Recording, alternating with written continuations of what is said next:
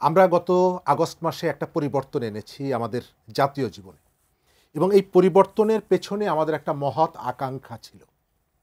কিন্তু আজকে ৯ মাস পরে আপনি যদি আমাকে জিজ্ঞেস করেন, আমি যদি হিসাব মেলাতে যাই, তাহলে আমি ক্রমশই হতাশ হয়ে পড়ি। এইখানে যে ধরনের একটা কালেকটিভ ইফোর্ট দেওয়া প্রয়োজন ছিল, আমাদের রাজনীতিতে গুণগত কতগুলো পরিবর্তন আনা দরকার ছিল, সেই জায়গাটায় আমি একটা বিরাট অনুপস্থিতি দেখছি।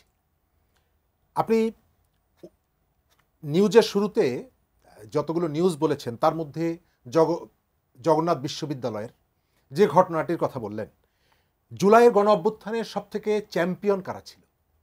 ছাত্ররা। অথচ আজকে ৯ মাস আপনি একটা দিন কি মনে পড়ে যেদিন ছাত্ররা কোথাও না কোথাও রাস্তায় দাঁড়ায় নাই বা মিছিল করে নাই? এই ধরনের একটা দিনও কি আছে? না। প্রায় প্রতিদিন কোথাও না কোথাও কোনো না কোনো শিক্ষা প্রতিষ্ঠান এই ঘটনাগুলো অনবরত ঘটছে। আজকে জগন্নাথ বিশ্ববিদ্যালয়ের শিক্ষার্থীরা তারা কতগুলো দাবি নিয়ে এসেছে, তাদেরকে প্রতিশ্রুতি দেওয়া হয়েছিল যে তোমাদের এই দাবিগুলো মেনে নেওয়া হবে। আচ্ছা, তথ্য উপদেষ্টার সাথে বিশ্ববিদ্যালয়ের সম্পর্কটা কি? এই বিশ্ববিদ্যালয়গুলোকে দেখার জন্য একজন উপদেষ্টা আছেন, শিক্ষা উপদেষ্টা। আমরা কেন সেই উপদেষ্টাকে দেখি না এই শিক্ষার্থীদের সামনে এসে দাঁড়াতে? ওনার কি কনফিডেন্স নাই?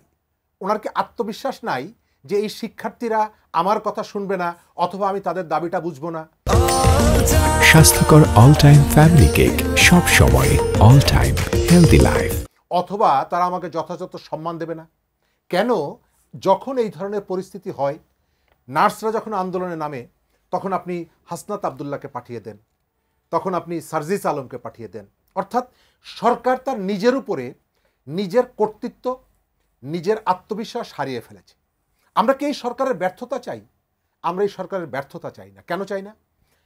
এই ধরনের একটা পরিস্থিতিতে বাংলাদেশের পলিটিক্যাল পার্টিগুলো এই সরকারকে যেভাবে সাপোর্টটা করেছে, যে সহযোগিতাটা করেছে, বাংলাদেশের কোনো সরকার এই সাপোর্টটা পায়নি। এমনকি এর আগে যে গণ অভ্যুত্থানটি হয়েছিল ৯০ সালে, তারপরে যে সরকারটি এসেছিল, তারাও কিন্তু এই ধরনের সাপোর্ট পায়নি যেটা এই সরকারকে দেওয়া হয়েছে। কিন্তু আমি যেটা দেখতে পাচ্ছি, সরকার রাজনীতির গতিটাকে যেদিকে নিয়ে যেতে চাইছে, সেটা তার জ্ঞাতে হোক অজ্ঞাতে হোক একটা ভয়ঙ্কর বিপদের দিকে নিয়ে যাচ্ছে।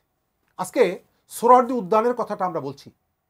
গত জানুয়ারি থেকে মার্চ পর্যন্ত গতকালকে অধিকারের একটা রিপোর্ট এসেছে, প্রায় ৭০ জনের বেশি রাজনৈতিক হত্যাকাণ্ডের ঘটনা ঘটেছে। এই ৭০টা হত্যাকাণ্ড সোহরাওয়ার্দী উদ্যানে হয়নি। আজকে সোহরাওয়ার্দী উদ্যানে, হ্যাঁ, এই পার্কটা পাবলিক প্রপার্টি, আপনি পাবলিক যাতে এটি ব্যবহার করতে পারে সেই ব্যবস্থাটা আপনি করবেন, কিন্তু বুলডোজার দিয়ে সেখানে গরিব দোকানদারদেরকে কোনো রকমের কোনো সুযোগ না দিয়ে যেভাবে আপনি দোকানগুলো ভেঙে দিলেন, একটা সভ্য দেশে এটি সম্ভব না। আমার দেশের যিনি দায়িত্বে আছেন, আমাদের প্রধান উপদেষ্টা, তিনি কিন্তু প্রায়ই বলেন যে আমি মানুষকে চাকরি করার থেকে উদ্যোক্তা হতে আহ্বান জানাই। তাহলে আজকে ৭০-৭৫ বছর বয়সের যে বয়স্ক মানুষটা বারবার, আপনি দেখেছেন মিডিয়াতে এসেছে, হাত জোড় করে, বুলডোজারের সামনে হাত জোড় করে বলছে যে আমার দোকানটা সরিয়ে নিতে দেন। এই যে গণ অভ্যুত্থানে একটু আগে দেখলাম রেল ভবনে বসে কয়েকজন উপদেষ্টা তারা নানা রকমের তদবির করছে। এই যে মানুষটার কথা বললাম, একজন বয়স্ক মানুষ, একজন দোকানদার, তিনি তো উদ্যোক্তা। রাষ্ট্রের দায়িত্ব হচ্ছে যে তাকে প্রমোট করা, তাকে সহযোগিতা করা।